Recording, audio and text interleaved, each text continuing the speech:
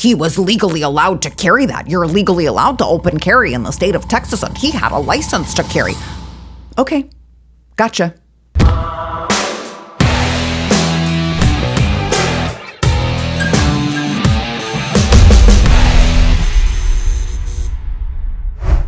Welcome to Come and Take It, bringing you the latest Texas stories that you need to know if you're a Texan, and I would say also if you're not a Texan, because so goes Texas, so goes the rest of the country. I want to ask you guys to do me a favor. If you're watching this on YouTube, make sure that you are subscribed and make sure that you hit the thumbs up button, hit the like button, and comment on the video. That'll help us in the algorithm. And then what I'd like for you to do is go to wherever you get your audio podcasts. We have a link in the description of this video on YouTube. Okay, go to wherever you get your audio podcasts, subscribe, rate, and review the show. And by the way, if you're listening on audio podcasts right now, why have you not yet rated it and left a review? Just kidding. Thanks to those of you who have as well. So U.S. Army Sergeant Daniel Perry was pardoned by Governor Abbott last week. And since I always feel like since a lot of what I do is critical of lawmakers, I like to then, in turn, also give credit where credit is due. And I think there's a lot of credit that is due on this particular action that happened last week with the pardon of Daniel Perry. So for those who don't know, Daniel Perry was the man who was sentenced to 25 years in prison for murder after he shot and killed one of the unruly protesters who was closing in on his car in the middle of the street in downtown Austin during the Black Lives Matter, George Floyd era in 2020. Okay, so I for those of you who are listening on audio podcasts, I used the term protester very loosely with like quotation marks, okay, air quotes, because much of what we saw was anything but peaceful protesting. And I think it's important to recognize that a lot of these were riots. Remember the Summer of Love? Okay, where cities burned down right in front of our very eyes, and we had MSNBC commentators telling us it was fiery but mostly peaceful as a building burned just up in flames behind him. Yeah, those were the days. So a lot of these protesters were doing very illegal things. And by the way, in this case, you'll hear here in a minute, this case was no different. There were a lot of illegal things taking place, illegal acts taking place on part of these protesters. So I wouldn't exactly call it peaceful to begin with, all right? And as I give this kind of a brief summary of the case, I want to dispel some of the leftist lies that we have heard on mainstream media or, you know, leftist-leaning news outlets here in the state of Texas and also across the country, because this story was everywhere. And then I want to talk about why it was, of course, the right move for Governor Abbott to pardon him. So on the evening of July 25th, 2020, Daniel Perry was working. He wasn't an Army sergeant, but he was working a second job as an Uber. And for those of you who are familiar with downtown Austin, I'll just give you this little bit of extra details. Okay, he was traveling on 4th Street in downtown, and then he turned right onto Congress, where this Black Lives Matter crowd was marching. Now, the leftist media they always tell you this. They always say, he ran a red light. Well, he turned right on red. Okay. Can you do that? You're allowed to do that. That's perfectly legal. And in fact, if I had been driving behind him, just as a personal aside, if I had been driving behind him and I saw that he was turning right on red and I was also turning right on red and he was stopped and not turning and there were no cars in the way, I probably would have honked my horn at him, because everyone turns right on red whenever there is, the ability to do so. So perfectly legal to make the turn that he did, just to start off with. And so he honked his horn at the protesters who were in the street blocking his way, which, by the way, is not perfectly legal, okay? You're not allowed to protest in the streets and block people's ability to travel freely. That's illegal. That's illegal. That's illegal. That's illegal. You can't do it. But the BLM crowd, I mean, we saw this time and time again across the country, okay? The BLM crowd, instead of allowing him to pass, they became agitated with him. How dare he try to drive in the street of all places? What is he thinking? Trying to drive in the street in his own lane. And so instead of allowing him to pass, they came up to his car. A pack of them came up to his car and began approaching him. And by the way, another leftist lie that they keep saying is that he was trying to mow them down. He ran his car directly into a pack of protesters trying to mow them down. That is not true. In the video that you'll see, I'm going to play it in a second if you haven't seen it yet, you can see his brake lights. In court, they did a 3D animation based off of all of the facts that they knew, and they showed him decelerating. So he was slowing down when he made that right-hand turn, which he was allowed to do. So there was no evidence to show that he came there trying to mow down protesters. Just want to debunk that leftist lie. And so they could have moved, right? They could have allowed him to pass. They were in the street illegally. They all chose to advance on him, which was, by the way, corroborated by police during the trial, who said that they lifted like 24 different sets of fingerprints off of his car. That's how many people were banging and kicking. They also testified there were people kicking his car. Okay, so I'm going to play the video here in a second, but just imagine you're this guy and these crazy, rabid protesters, again with the air quotes, start swarming in on your car and you're just one person and you're in the middle of downtown at night. All right, so one of the protesters who was blocking the street illegally and decided to, instead of moving out of the car's way, instead of doing that, decided to go start a confrontation, was a man by the name of Garrett Foster. So Garrett Foster was known to police previously. This is what the testimony was. Garrett Foster was known to police previously for participating in these Black Lives Matters protests that popped up during the summer while open carrying an AK-47. Now, I know you've heard from the left. I'll go ahead and give the argument before they can. He was legally allowed to carry that. You're legally allowed to open carry in the state of Texas, and he had a license to carry. Okay, gotcha.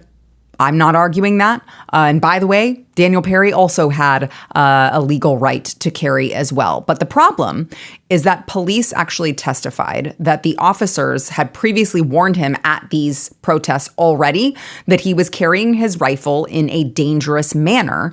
And one officer in particular said on the stand that he watched an officer warn Garrett Foster about carrying this AK-47 in a dangerous manner. And the officer testified that he was visually and verbally not receptive to police warnings. So just to give you because everything happened so fast, the video that we have that I'm about to show in a moment is very grainy. We've got like a very grainy picture. But I want to set the stage for just who we're dealing with that particular evening and sort of the buildup of this, okay? So he was also on camera, this Garrett Foster, who was the man who was killed. He was also on camera earlier that evening. There was a gentleman that had interviewed him, and he was like bragging about intimidating people by carrying the gun and that, those people who don't like us and don't agree with us are going to be too scared to do anything about it. Tell us a little bit about your gun again. It's AK-47. What you got it out tonight? They don't let us march in the streets anymore, so got to practice some of our rights. Well, man, do you feel like you'll need to use it? Nah, I think if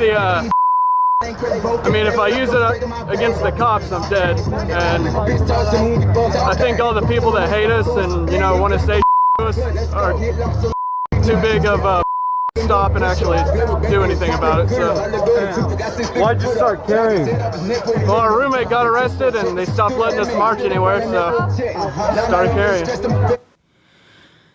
Yeah, that didn't age well for him.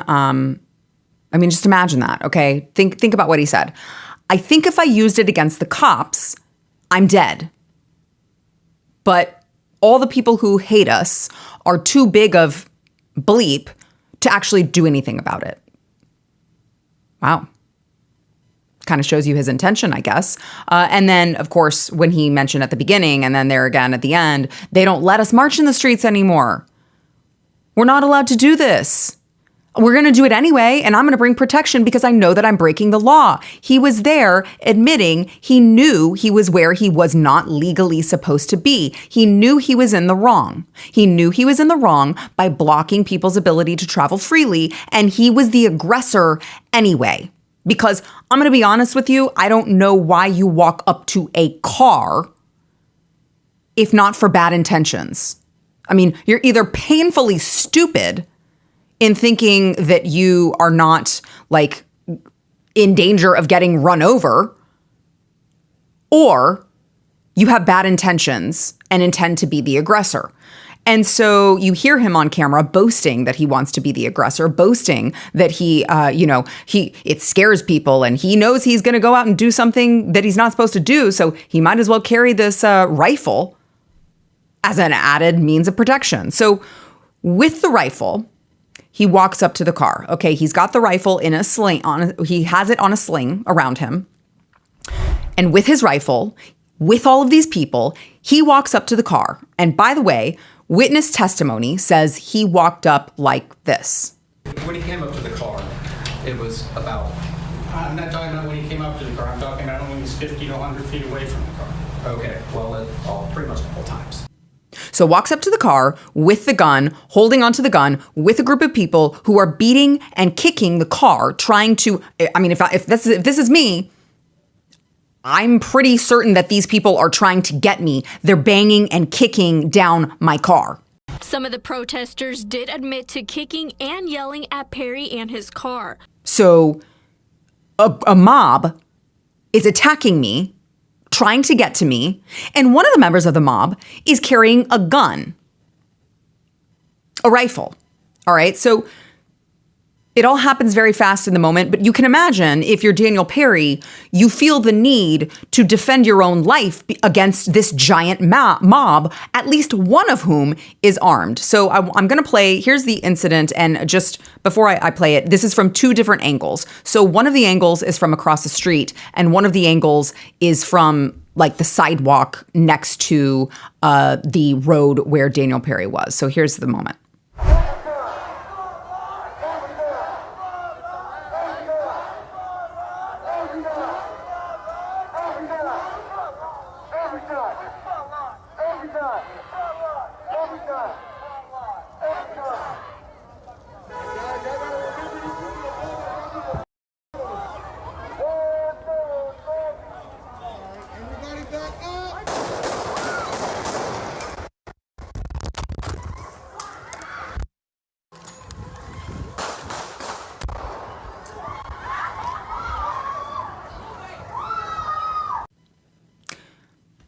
Not a bunch of peaceful protesters protesting peacefully. Okay.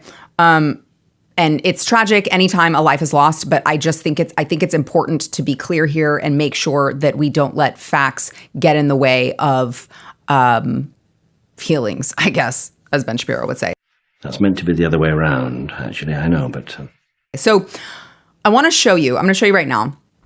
This is a still shot of Garrett Foster right next to Daniel Perry's driver's side door. And it's very grainy. You can't really tell. Like I said before, he had the gun attached to a sling that was slung around him, but his arm certainly is at an angle that if he was in fact carrying the rifle, as that man testified that I played earlier, testified in court, that he had his hand on it and his hand was in that angle. And Daniel Perry was in a car below him, slightly angled below him, because this man's standing and Daniel Perry is sitting in his car. I certainly can see why you would be fearful for your life. Like, think about it. Would you fear your life if you were confronted by a violent mob and one of them was holding a rifle in that manner, approaching your window? I would. I said it many times during the summer of 2020. If I am alone in my car, honestly, daytime or night, if I'm alone in my car and I am approached by a violent mob that is clearly showing that they have bad intentions by coming to my car and trying to get to me by beating down the car, I absolutely would fear for my life.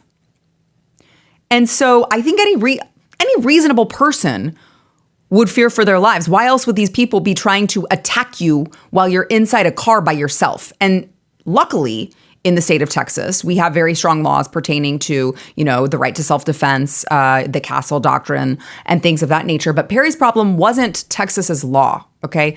Texas has very strong laws already. Perry's problem was that he was in the radical leftist city of Austin, where George Soros has funded the DA that currently holds the seat. His name is Jose Garza. And so Jose Garza runs things, and real criminals in the city of Austin. I like to pretend it's its own state, but I guess technically it's still part of Texas. And then in central Texas, you got the People's Republic of Austin with a bunch of hairy-legged women and liberal fruitcakes.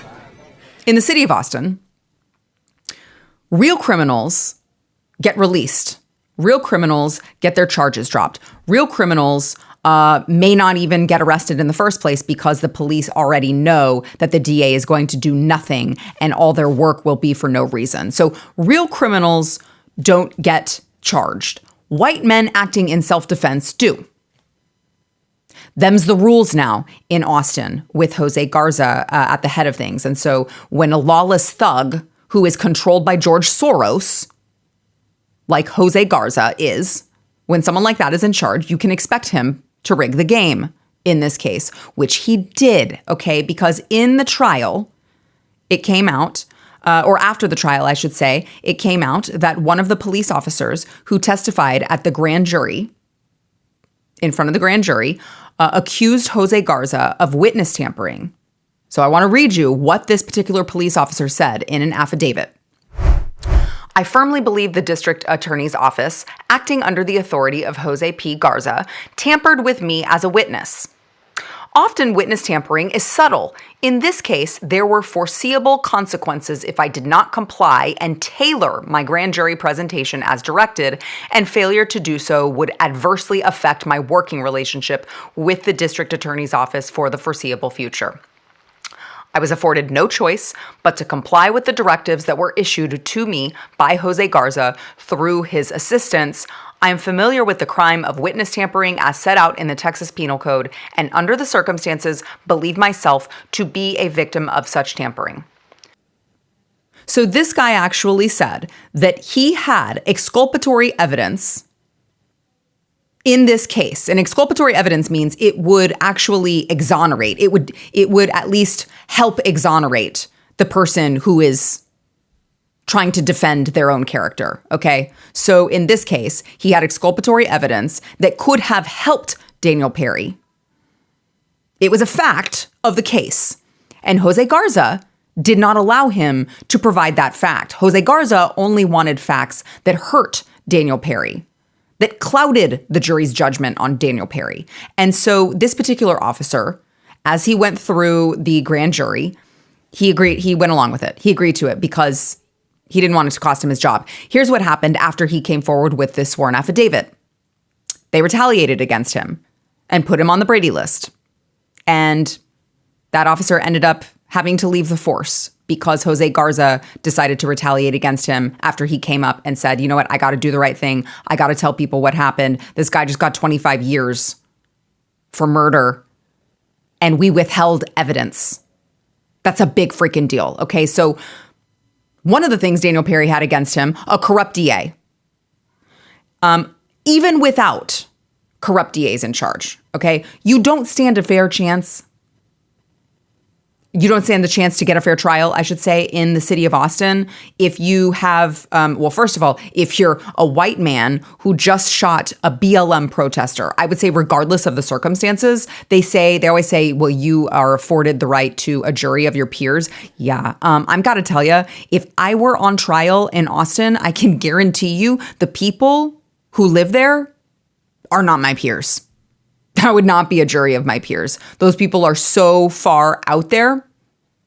Those are not my peers. So you're already not getting a fair trial. On top of the not fair trial that you're getting a corrupt DA who is rigging the entire game, who is rigging the justice system against you. So that's how that went. And I don't have to, this isn't a spoiler because he was just pardoned. So in April of last year, Perry was sentenced to 25 years in prison after he was found guilty. And he's been there this whole time until last week when the Texas Board of Pardons and Paroles released their unanimous recommendation to pardon him. Now, this was done after an exhaustive investigation of their own. Greg Abbott actually insisted on it, which again, credit where credit is due. As soon as this verdict was handed down, Greg Abbott instructed this board to look into this. And they did. And they took their time because it took them over a year. So they went through the entire they investigated the investigation. They went through the entire investigation. They went through the entire trial. They read through all of the witness statements. They talked to witnesses. They saw all of the witness tampering scheme that went on within the corrupt office of the district attorney. And they decided unanimously that this man did not deserve to be in prison for defending his own life. So Greg Abbott, of course, he's the one who told them to do it, so he signed off on it very quickly. I believe it was within the hour that Greg Abbott signed it, and then Daniel Perry was freed. So it all happened very quickly. His attorney released a statement saying, in part, Daniel Perry was imprisoned for 372 days and lost the military career that he loved. The action by Governor Abbott and the Pardon Board corrects the courtroom travesty, which occurred over a year ago and represents true justice in this case. We intend to fight to get Daniel's military service characterization upgraded to an honorable discharge. I spoke with Daniel this afternoon. He is thrilled and elated to be free. He is also optimistic for his future. He wishes that this tragic event never happened and wishes he never had to defend himself against Mr. Foster's unlawful actions. At the same time, Daniel recognizes that the Foster family is grieving. And today, Daniel Perry is a free man. And so it's a happy ending, I guess. But it shouldn't be glossed over that he had nearly 4 years of his life taken from him just for defending himself. And there are so many similarities to this. It reminds me of my friend Kyle Rittenhouse, whose, his trial went a little differently because the jury actually came back with the right verdict and there was no pardon and parole board who had to right the wrong, but he had his entire life upended. I mean, to this day, he's had to deal with the consequences of that. The president of the United States was calling him a white supremacist with no evidence. He was campaigning then, I believe. But the now president of the United States was releasing ads insinuating that Kyle Rittenhouse murdered someone because he was a white supremacist. So, he had to spend time in jail waiting to prove that he just defended his own life. And it never should have come to that because the evidence was already there. It's the same thing in this case. It never should have come to this. Daniel Perry should not have had to wait 4 years to be able to clear his name. He will never live a normal life now. And it just, I'm so happy that he was pardoned, and I'm so happy that Governor Abbott and the board righted the wrong. But he's not going to be whole. He's not going to be made whole from what he had to go through, all for justifiable actions, which I just want this to serve as a reminder. All right, this is great. Good news in the state of Texas. But you can have as many self-defense laws as you want. You can have the strongest set of self-defense laws in your particular state, and none of it will matter if you have a corrupt DA. All bets are off in that case, okay? And George Soros, I just read an article the other day. This was a couple of weeks ago. George Soros, this is a fact. George Soros is investing millions of dollars in the state of Texas to turn it blue. So whether that be trying to get in a Secretary of State who he can manipulate, trying to get in these corrupt DAs, one of whom is Jose Garza, however he can invest in corrupt actions or, corrupt candidates to be able to turn Texas blue and be able to control this state, he will do. And so we have to just keep our eyes open and be vigilant about these little mini tyrants who are getting elected to these local positions like DA. And we have to make sure that these guys stay out of office. And if they are in office, like Jose Garza, get them out. Otherwise, all the laws in the world won't make a difference because they won't prosecute the crimes. They'll prosecute the law-abiding citizens under the guise of a crime. So make sure to keep an eye on that, Cheers to Daniel Perry. Daniel Perry, you should never have had to go through this, but it is good news that you are a free man because here in the state of Texas, you have a right to defend yourself, and you did just that. So good news, and have a great week, you guys. We will see you next time on Come and Take It.